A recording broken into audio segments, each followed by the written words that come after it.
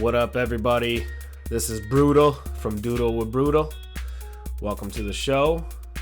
Today I'm giving you possibly one of the best things I have ever drawn, and I did not know I could do this. This was a challenge to myself to see if I could, and holy cow, I rocked it. So here we go. We got the basics here, starting off with some dimensions.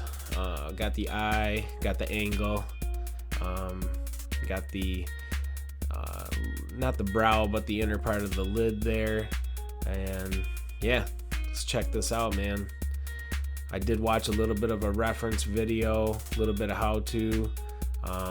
I've drawn a lot of eyes in my life in a lot of different ways. I've drawn my own anime style eyes, real eyes. I've drawn a lot of real eyes, but I've never done this. This was called hyper realistic, I think was the wording. So I wanted to try it out. I've never been able to get glare correctly on glass or an eyeball or anything like that. So this was the attempt. We got a little Harry Potter lightning bolt inside the eyeball there. Gonna darken that in. So the biggest epiphanies that have been happening have been with lighting. So all of my videos lately are based on that. Everything I'm trying to draw is based on that. Understanding where lighting hits and where shadows fall. And something weird about glare is directly where the light hits on top is exactly where it should be darkest underneath, apparently. Something I can't explain, but I'm learning. Kind of have epiphanies as you go when you draw. So I sped this one up faster, hoping that get under 10 minutes. Guys, let me know if you watch this in the comments if you'd like it slowed down more so you can see more of the work that's done, or if you like it at this pace where you can just kind of see it coming to life in front of you. I think it's more entertaining to watch it faster, but if you wanted to actually learn and kind of watch a tutorial, I could do it slower, but I'm no expert and I'm watching someone else. So looks like we got the Eye-Ris shaded in and colored outlined pretty well now. That big white patch is the glare. Just looks like nothing right now, but we're gonna shade this in. So again, the light is hitting from that top right spot. It's gonna be darkest right underneath it, and it's gonna be lighter in the bottom left. Light hits top right, it's gonna be lighter on the bottom left. And yeah, I don't know. It'll make sense as you look at it.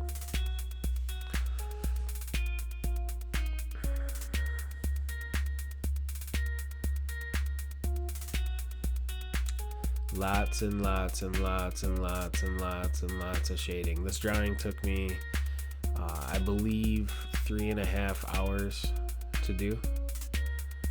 I'll have to double check on that, but it felt like 6 between breaks. This Eye-Ris ended up being the coolest thing in the world, man. It looks like a flower.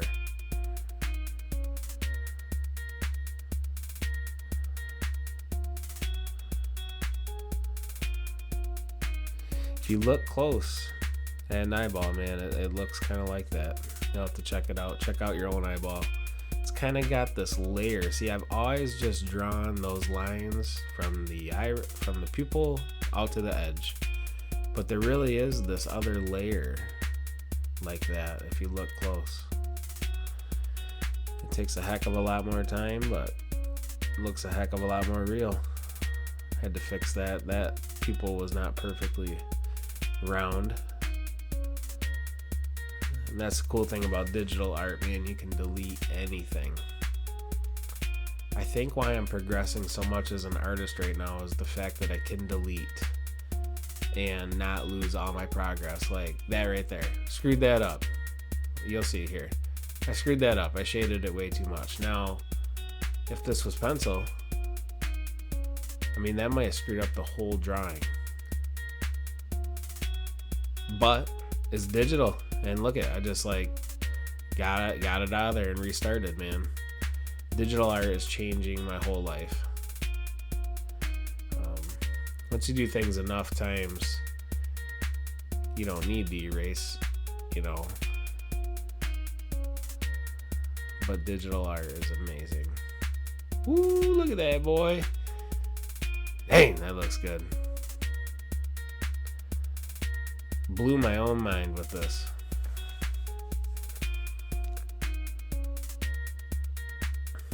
I'm gonna darken in some spots there, and we're gonna lighten up some spots too. You get that contrast of darkness with some of the, you actually erase spots and even add in white sometimes. I don't know if anyone's ever gotten some black and gray tattoos, which are my favorite tattoos, as you can see on my arm there. They add white to where light would hit, and some other spots too, but darkness with a little bit of white makes it pop right out off the page.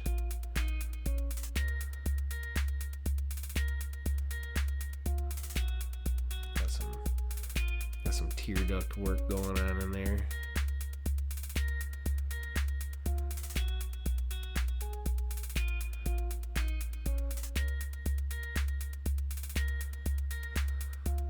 At this point, because I'm using digital art, I decided to just use a fat shader instead of the pencil shading that I'm used to doing,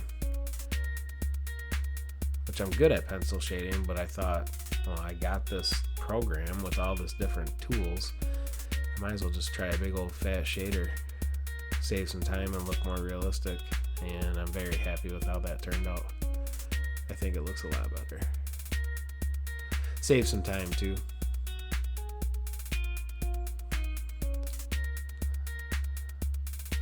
So at some point here, right around this spot, I was looking for it for a while. Actually, we'll probably see that. I was looking all over in this program for a shader. What I found was a Q-tip. It's got a digital Q-tip, and that was a game changer for this project as well. Yeah, so big old fat shading there, and yes, there's the Q-tip. So that kind of makes it so you can blend.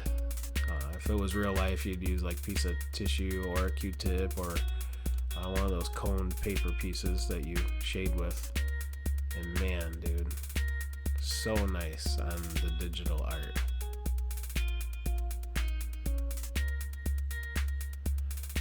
Shade, shade, shade, shade, shade, shade, shade, shade, shade, shade, shade, shade.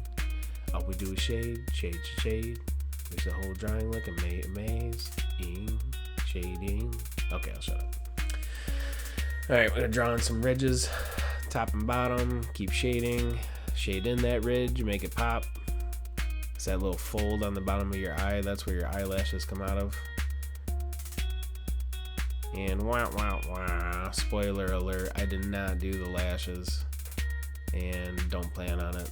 I think I put enough effort into this for now. I got a project saved if I ever want to add eyelashes, but for now, we're good.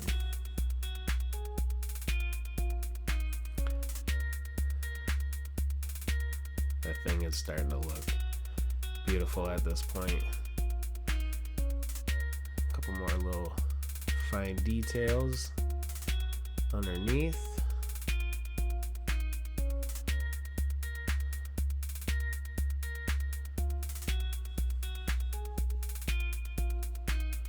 And I am just blown away. This thing is amazing. Alright guys, so as always, please like, share, subscribe, comment, follow, all that good stuff. Thanks for watching, guys. Peace.